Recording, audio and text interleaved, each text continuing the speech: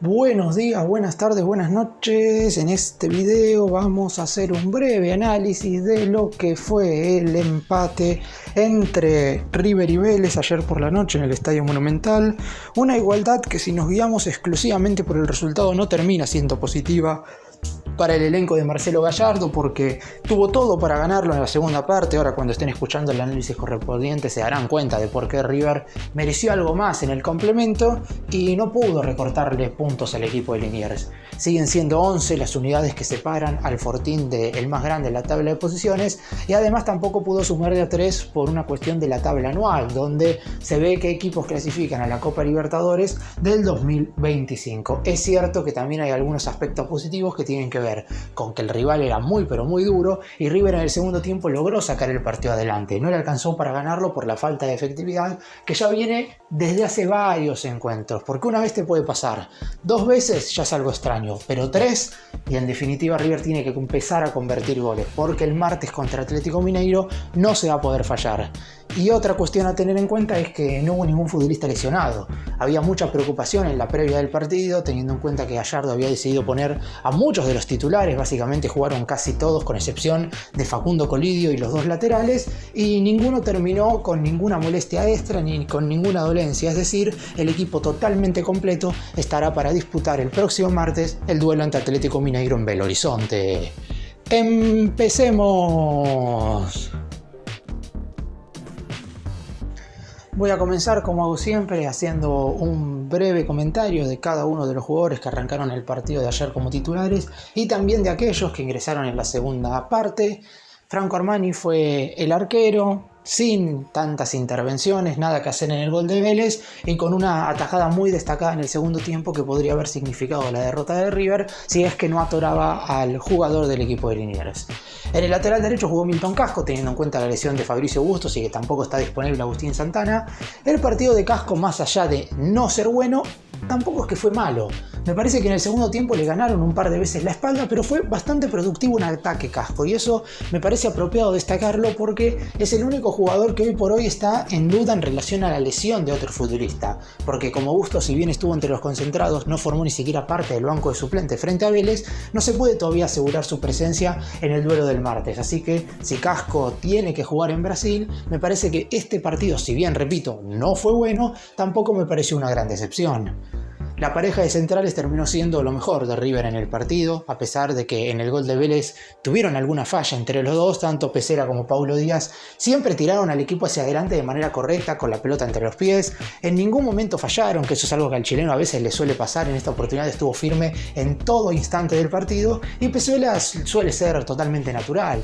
De aquella microfractura que había sufrido ante Platense no quedó absolutamente nada. Titular en el duelo contra la selección argentina frente a Venezuela, y también titular en este partido jugando los 90 minutos sin ningún tipo de molestia. En el lateral izquierdo el titular fue Enzo Díaz, de flojo partido, como vienen siendo los partidos de Enzo Díaz. Había comenzado bien, o por lo menos se mostraba un Enzo Díaz bastante más firme, sobre todo en la marca, pero ya de por sí en el gol de Vélez no es que le ganaron totalmente la espalda, porque llegó a reposicionarse una vez el jugador del equipo de Liniers tomó el balón, pero no pudo evitar el centro que terminaría en el tanto de Brian Romero. Mitad de la cancha, Craneviter, correcto partido. En general los encuentros de Craneviter siempre son bastante similares. Nunca termina teniendo un partido tan destacado, pero tampoco tiene encuentros malos. Eso le ha sucedido absolutamente cada vez que ha jugado como titular. Hay que tener en cuenta que en los partidos coperos sí ha estado un poco mejor que en los duelos por el torneo doméstico, y creo yo que el bajón de Craneviter siempre se produce a los 70 minutos del encuentro, cuando tiene que salir reemplazado. A su costado jugó Santiago Simón, que para mí tuvo una buena actuación en general. Siempre, a partir de ahora, cada vez que diga que un jugador jugó medianamente bien, siempre digo que aprobó, no es que la descosió ni que tuvo un excelente rendimiento. Los únicos 2 que jugaron verdaderamente bien fueron los 2 centrales. Después el resto de futbolistas, sobre todo de los titulares, algunos tuvieron un mejor partido que otros, pero en general fue bastante flojo lo de River, sobre todo en materia colectiva. Nacho Fernández tuvo más entusiasmo que los 2 jugadores que voy a estar mencionando después, que son Echeverri y Mesa, que en definitiva jugaron un mal partido. Lo de Nacho fue bastante productivo, sobre todo en algunas etapas del primer tiempo donde River no se encontraba, y ahí es donde Nacho apareció en un par de ocasiones, sin destacarse obviamente, y teniendo un rendimiento que veremos si le alcanza para ser titular en Brasil. A el Diablito Echeverri y a Maxi Meza los meto en la misma bolsa porque jugaron definitivamente un mal cotejo, o mejor dicho, un mal primer tiempo, porque a la mitad del compromiso Gallardo decidió sacarlos a ambos para que ingresen dos delanteros. No fueron productivos en ataque, más allá de un par de jugadas individuales de cada uno. Me parece que tienen que ser más constantes, sobre todo a la hora de tener la pelota. Echeverri apareció un par de veces tratando de sacarse a algunos jugadores de Vélez de encima, pero nunca terminó la jugada de manera recurrente, ni siquiera con un disparo o asistencia. Y por el lado de Meza se lo nota falta desde lo físico, porque si bien es cierto que a la hora de atacar podés tener errores, podés estar impreciso, en los primeros partidos de Meza con la camiseta de River se lo notaba siempre activo para recuperar el balón. En esta primera parte ni siquiera se le vio eso. Y por el lado de Borja, convirtió el gol de River de penal, se sacó la espina de no haber podido marcar en los últimos partidos, no jugó el mejor de los encuentros, pero esperemos que esta racha que acaba de terminar en cuanto a no poder convertir goles siga estirando su presente goleador en el territorio brasileño. Los que ingresaron en el segundo tiempo, Facundo Colidio entró bien y después de la dupla de central fue el mejor jugador de River. Pablo Solari, más allá de haber tirado un centro a la tribuna, también tuvo participaciones muy buenas. Me parece que ha sido de los mejores ingresos de Solari en el último tiempo. Mastantuono, otro que entró de buena manera, y Villagra y Acuña también lo hicieron bien. La realidad es que los 5 que entraron en el segundo tiempo le cambiaron un poco la cara a River. Por algo el segundo tiempo del equipo de Gallardo fue bastante mejor que el primero. Veremos qué conclusiones saca el muñeco para armar el 11 que jugará la batalla copera en Brasil. Vamos ahora a analizar cada uno de los tiempos y después nos vamos a meter en lo que será el partido del próximo martes, pero primero vamos a enfocarnos en lo que fue este duelo entre River y Vélez en el Monumental. Es cierto que River jugó mal la etapa inicial. Los primeros 45 minutos del elenco de Gallardo fueron verdaderamente malos, inconexo, sin poder dar 3 pases seguidos, salvo por un par de jugadas por el sector izquierdo. Después no hubo ninguna combinación ofensiva entre los futbolistas, y cada vez que la pelota la tenían Pesela o Paulo Díaz, Vélez estaba muy bien parado como para evitar cualquier recepción por parte de la mayoría de los mediocampistas. Es decir, siempre iba a terminar en un pelotazo largo a Borja o en su defecto a las espaldas de los laterales de Vélez, donde podía aparecer Maxi Meza por un lado o Nacho Fernández por el otro. Eso en el primer tiempo no salió. Aún así, y a pesar de este mal primer tiempo, fue injusto que River se fuera al descanso perdiendo 1-0, porque Vélez tampoco había hecho nada. Es verdad que por lo pronto quien acierta en su única jugada para convertir algún mérito tiene, y además River tuvo una falla en el gol del equipo de Liniers, porque el centro por el costado derecho del ataque de Vélez no es bien interceptado por Enzo Díaz, y después, luego del envío hacia el área, Brian Romero termina empujando el balón de pecho. Eso significa que hay otra marca mal dentro de lo que fue cerca del arco de Armani, y eso posibilitó a Vélez irse al descanso ganando por 1-0. Después no pasó nada más en esa primera parte, no hubo ninguna situación de gol clara. Si tenemos que hablar de aproximaciones, luego de una jugada parada, Pesela tira un centro largo y Borja no puede cabecear bien. Vélez tuvo un remate de media distancia, pero Armani lo tenía bien medido, no pasó tan cerca como se vio desde el estadio. Y en ese primer tiempo, River se termina yendo al descanso con malas sensaciones por 2 motivos, básicamente, por lo que mencioné recién. Por el mal juego en general y porque se fue perdiendo sin merecerlo, más por lo que no hizo Vélez ante el mal encuentro de River que por lo propio que podría haber hecho River, como para por lo menos generar algo en el arco de Marchiori, el guardameta del elenco visitante. Poco y nada en esos primeros 45 minutos, un Gallardo que sabía que en el entretiempo iba a tener que hacer modificaciones. El muñeco no se casa con nadie, y si tiene que sacar a 3-4 futbolistas en la mitad del partido, lo hace sin ningún tipo de problema. Así que sabíamos que en la segunda parte iban a pasar cosas por lo menos más positivas, porque peores de los que había sido ese primer tiempo seguramente no iba a pasar en el complemento.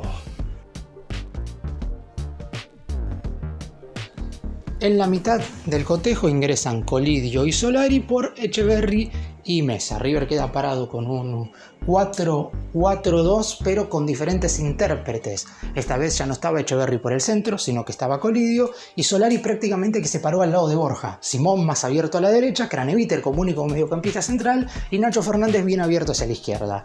Eso hizo que River por lo menos generara más situaciones de gol.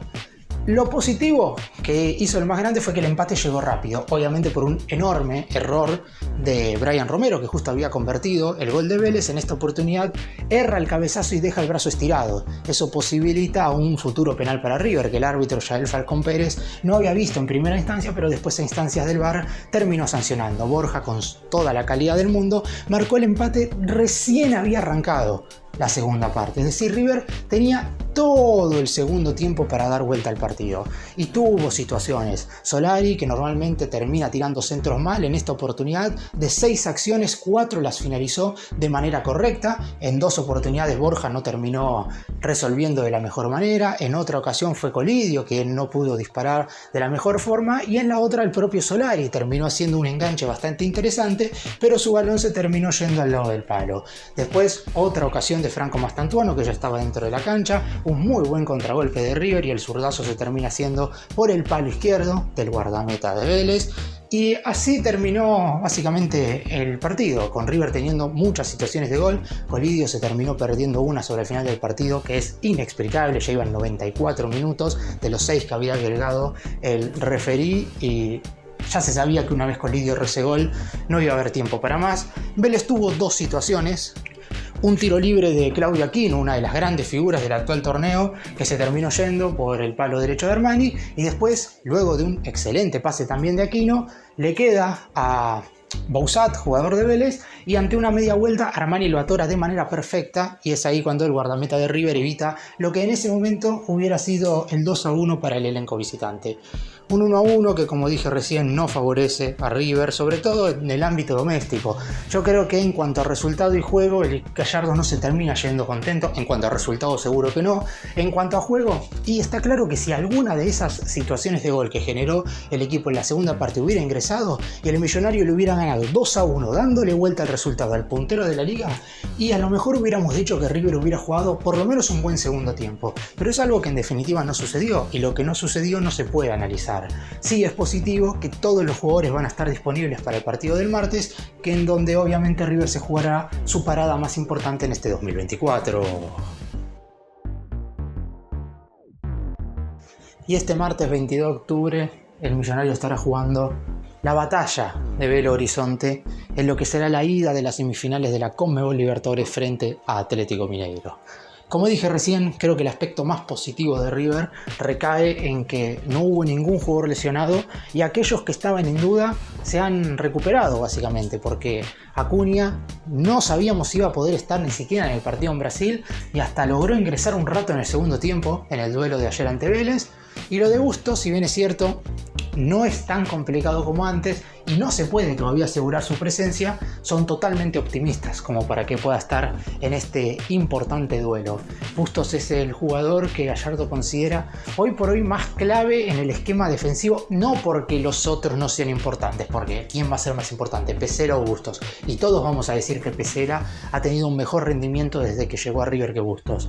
Pero como el reemplazo de Bustos es Santana y está lesionado y quien tendría que jugar allí es Casco, y eso le genera un problema al DT. Si Gallardo decide jugar con línea de 3 defensores, si alguno de los 3 centrales se bajaría, es decir, si Pesela, González Pires o Paulo Díaz no estaría a disposición, tiene a Gattoni para jugar, que encima fue titular en la Bombonera, o de última juega con línea de 4 con 2 defensores centrales, es decir, ahí Gallardo tiene variantes, pero el hecho de que Bustos esté o no a disposición implica que a lo mejor River tiene que cambiar todo el formato defensivo, porque yo creo que la presencia o no del exjugador de Independiente y de Inter de Porto Alegre también depende mucho de si el muñeco pone línea de 3 o de 4 defensores.